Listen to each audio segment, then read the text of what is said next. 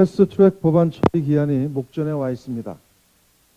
유치원 3법이 내일 22일 이후 개최되는 본회의에 자동 상정되고 선거법은 27일, 검찰개혁법은 오는 12월 3일 본회의에 부의될 예정입니다. 정치개혁과 검찰개혁, 유치원 교육 공공성 강화를 위해 국회에 주어진 시간이 이제 3주도 남지 않은 셈입니다. 이번 정기국회 내에 패스트트랙 입법을 매듭지어야 합니다. 더불어민주당은 패스트트랙 법안들의 원활한 처리를 위해 마지막까지 여야 간 합의안 도출을 위해 최선을 다할 것입니다. 시일이 촉박한 만큼 적어도 다음 주에는 여야 간 구체적인 합의의 윤곽이 드러나야 할 것입니다. 마침 여야 원내 지도부가 함께 미국을 방문 중인데 진일보한 의견 접근이 있기를 기대합니다. 그러나 자유한국당이 건설적 대안 제시와 진지한 협상을 하지 않고 패스트트랙 법안 처리를 방해한다면 더불어민주당은 국민의 명령과 법적 절차에 따라 패스트트랙 처리에 나설 것입니다. 타협과 합의를 부정한 모든 정치적 책임이 자유한국당에게 있다는 점도 명심해야 할 것입니다. 검찰을 바로 세우고 국회 의석 배분을 표심과 합치시키는 일은 여야를 넘어 정의와 공정, 대의민주주의를 실현하는 길입니다. 자유한국당도 어깃장만 놓을 것이 아니라 구체적 대안을 가지고 여야 협상에 임해야 합니다. 자유한국당의 전향적 태도 변화를 강력하게 촉구합니다. 문재인 대통령께서 어제 스쿨존 지역을 운전자들이 쉽게 식별할 수 있는 방안을 마련하라고 지시했습니다.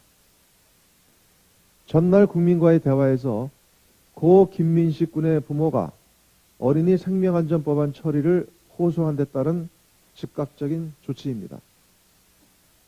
현재 국회에는 강훈식 의원이 발의한 민식이법을 포함해 표창원 의원이 발의한 해인이법과 권칠승 의원이 발의한 한음이법 등 어린이 생명안전 관련 법안이 다수 제출되어 있지만 길게는 3년 가까이 계류 상태입니다.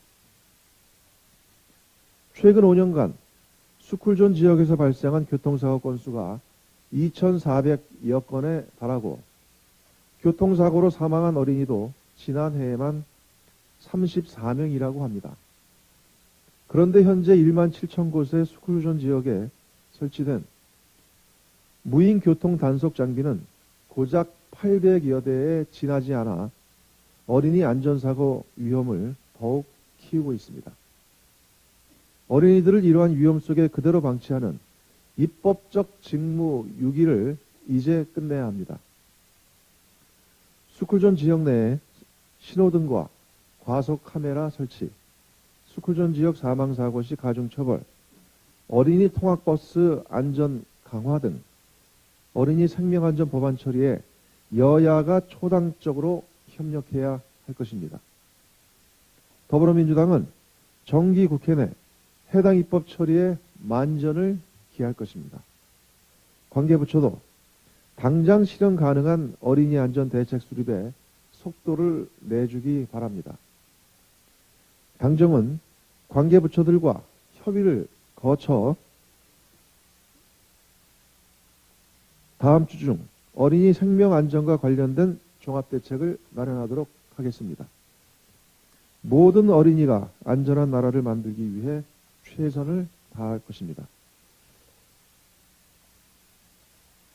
한일 군사정보보호협정 지소미아가 내일 자정에 종료됩니다. 지난 8월 지소미아 연장 중지 결정 이후 우리 정부는 사태의 원만한 해결을 위해 일본과 여러 층위에서 다각도로 교섭을 해왔습니다.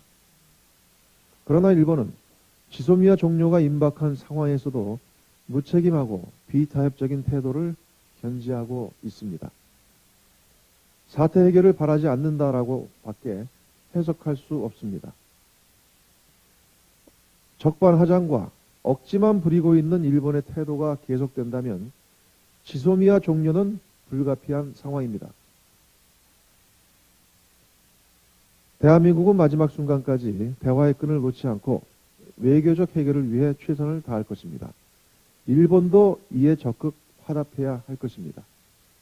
특히 거듭 강조하지만 수출 규제와 지소미아 등 한일 간 갈등 현안 해결을 위해서는 원인을 제공한 당사자인 일본의 결자 해지가 필요합니다. 아베 정부의 전향적이고 성의 있는 태도 변화를 강력하게 촉구합니다. 제11차 한미 방위비 분담금 특별협정 SMA 제3차 회의가 소득 없이 끝났습니다. 우리 정부는 상호 존중과 호혜의 원칙에 따라 원만한 협상 타결을 위해 전향적인 자세로 협상에 임했습니다. 그러나 미국 측은 끝까지 비상식적이고 납득하기 어려운 협상안을 고수했다고 합니다. 유감스럽게 생각합니다. 거듭 강조하지만 미국 측은 터무니없는 주장을 계속하고 있습니다. 이미 한국은 일본이나 독일 등 미군이 주둔 중인 다른 나라에 비해 GDP 대비 방위비 분담금 비율이 높고 방위비 이외에도 수조 원대에 이르는 직간접 비용을 지원하고 있습니다. 이 때문에 최근 3년간 방위비 분담금 미집행 잔액이 1조 3천억 원에 이를 정도로 천문학적 수준입니다. 방위비를 5배나 인상해야 한다는 미국의 주장은 전혀 설득력이 없습니다.